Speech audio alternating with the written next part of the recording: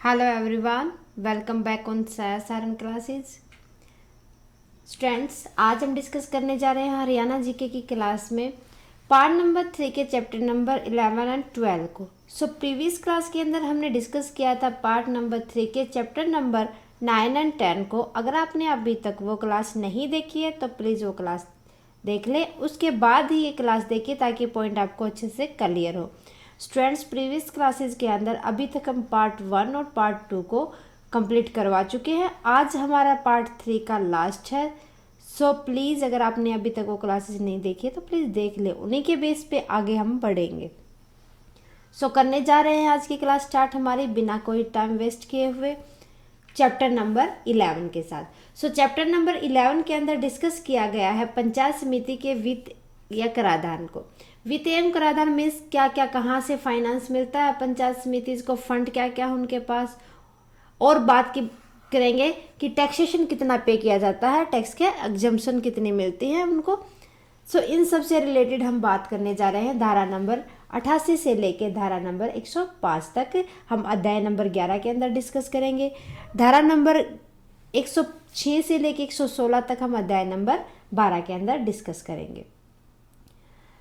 देखते हैं धारा नंबर 88 क्या कहती है। धारा नंबर 88 के अंदर उन पावर्स को इंक्लूड किया जाता है जो टैक्स पे करने के लिए लाइबल होती है।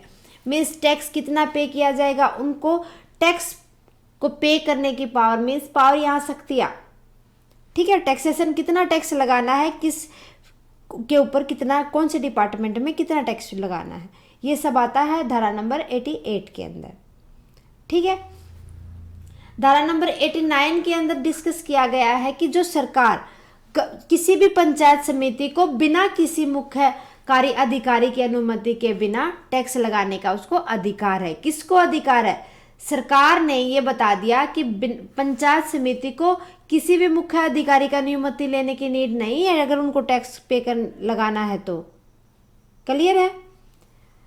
बात करें अगर धारा नंबर 90 की, तो धारा नंबर 90 के अंदर डिस्क्लोज किया गया है जितने भी टैक्स को इम्पोज करने का प्रोसीजर होता है कि किस तरीके से टैक्स पे किया जाएगा और किस डिपार्टमेंट के ऊपर किस रूल्स के अकॉर्डिंग कितना पे टैक्स लगाया जाएगा।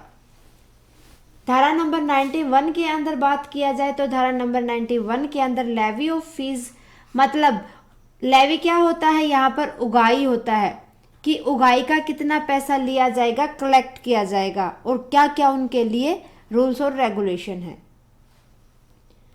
धारा नंबर 92 के अंदर अगर हम बात करें तो धारा नंबर 92 के अंदर आता है कि हम टैक्स को किस तरीके से असेस करेंगे। प्रोसीजर के अंदर हमने ये डिस्कस किया था कि प्रोसीजर क्या होगा, और इसके अंदर आएगा कि किस तरीके से हम टैक्स को लगाएंगे और किस तरीके से उस टैक्स को हम फिर कलेक्ट करेंगे, ठीक है। धारा नंबर 93 के अंदर बात की जाएगी कि जो टैक्स है उसकी कितनी इंस्टॉलमेंट बनाई जाए, टैक्स की कितनी इंस्टॉलमेंट सेट की जाए, ओके।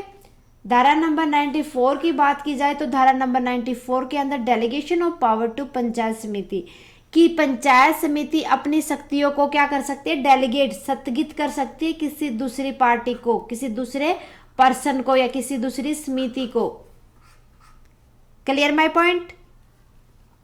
बात करें धारा नंबर 95 की, तो धारा नंबर 95 के अंदर ये डिस्कस किया गया है कि टैक्स को किस तरीके से कैलकुलेट किया जाए, टैक्स कैलकुलेशन कौन सा मेथड यूज किया जाए। धारा नंबर 96 के अंदर जिक्र किया गया है कि हम किस तरीके से, कोई भी समिति है जो पंचायत समिति हो, किस तरीके से टैक्स से छूट प्राप्त करेगी, टैक्स को कम करेगी या टैक्स को बिल्कुल ही खत्म कर देगी, किस तरीके से, ठीक है। धारा नंबर 97 के अंदर देखा जाए तो धारा नंबर 97 के अंदर किसी भी लीज की फीस को, लीज की फीस मतलब कोई भी ज़मीन अगर पट्टे वगैरह पे दी गई है तो उसकी फ़ीस को कलेक्शन करने की पावर, या टूल्स वगैरह की, या किसी भी मेले वगैरह को मैनेज करने की पावर डिस्कस की गई है, किन के पास होती है, इन सब का जिक्र किया गया है धारा नंबर 97 के अंदर। धारा नंबर 98 के अंदर देखा गया है कि समिति को कितना फंड मिलेगा, समिति फंड कहाँ से आएगा, समिति फंड में कितना पैसा आएगा, ये सब डिस्कस किया गया है धारा नंबर 98 के अंदर। धारा नंबर 99 की बात की जाए तो धारा नंबर 99 के अंदर कस्टडी, वेस्टिंग एंड इन्वेस्टमेंट किन के अंदर, समिति फंड के अंदर कितना इन्वेस्ट किया जाएगा, कितनी इन्वेस्टिंग होंगे और कितनी कस्टडीज उसके अंदर इंक्लूड की जाएगी। बात की जाए धारा नंबर 100 की तो धारा नंबर 100 के अंदर डिस्कस किया गया है जितनी भी समिति फंड आते हैं उनके लिए एप्लीकेशन क्या क्या होंगी। ओके। धारा नंबर 101 के अंदर डिस्कस किया गया है कि फंड के अंदर मिनिमम बैलेंस कितना होना चाहिए। ओके। सो धारा नंबर 102 या 102 की बात करें तो उसके अंदर कि एक साल के अंदर यही अनुमान लगाया जाता है कि उस समिति को कितनी इनकम हुई और उसने कितना खर्च किया है, उसके एक्सपेंडिचर कितने और उसकी इनकम कितनी है। बात करें धारा 103 की तो धारा 103 के अंदर जितने भी बजट तैयार किए गए हैं उस समिति के अंदर और जो उनके अकाउंट्स होते हैं उनका इंस्पेक्शन करना, ठीक है, उनकी जांच पड़ताल करना किसके अंदर आता है, धारा नंबर 101 के अंदर, कि कितना बजट हमने तैयार किया है, क्या वो बजट जो हमें फ्यूचर में एस्टिमेट लगाए हैं उनके अकॉर्डिंग है या नहीं है। धारा 104 के अंदर डिस्कस किया जाएगा publication of abstract of accounts, कि हम अपने अकाउंट्स के अब्स्ट्रैक्ट का मतलब क्या होगा, एक मतलब यूं नहीं ढांचा तैयार करके रख देते हैं खाली बस कि एक कंक्लूजन निकाल के हम पब्लिक के सामने रखते हैं कि हमारे पास तो इतना असेट्स है, इतने लायबिलिटीज है। धारा नंबर 105 की बात की जाए तो धारा नंबर 105 के अंदर अकाउंट्स को ऑडिट करना।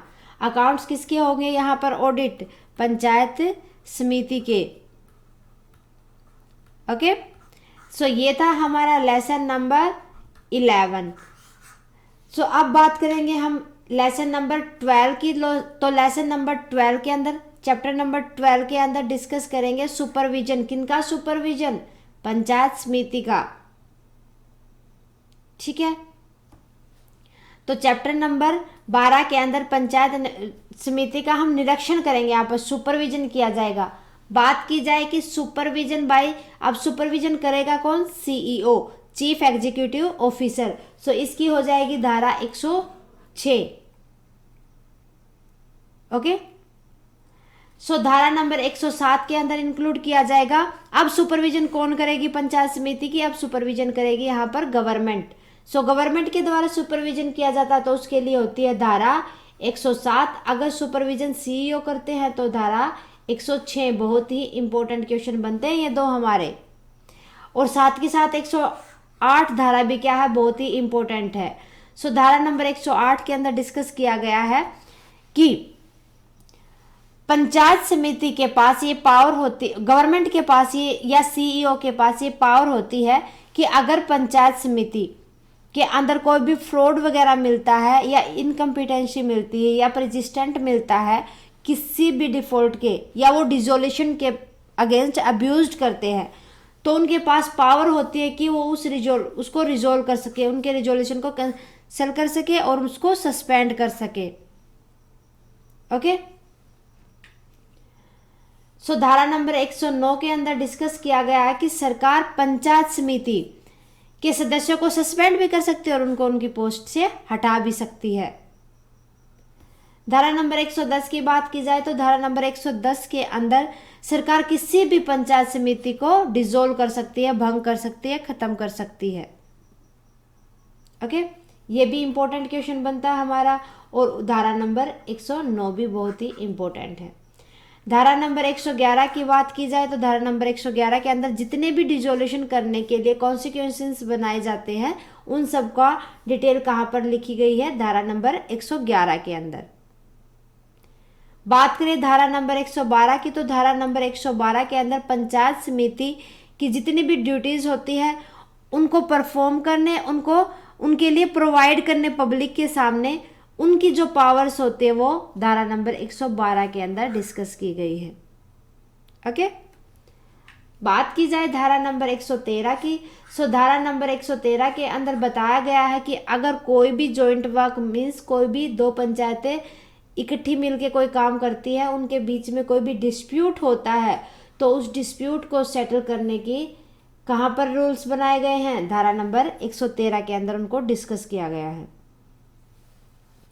धारा नंबर 114 के अंदर, धारा नंबर 114 के अंदर अगर दो पंचायत समिति के बीच में कोई भी डिस्प्यूट होता है तो उनसे रिलेटेड कोई भी सुलझाव कैसे किया जाए उनका, तो ये सब आता है धारा नंबर 114 के अंदर। ये दोनों के दोनों भी बहुत ही इम्पोर्टेंट है।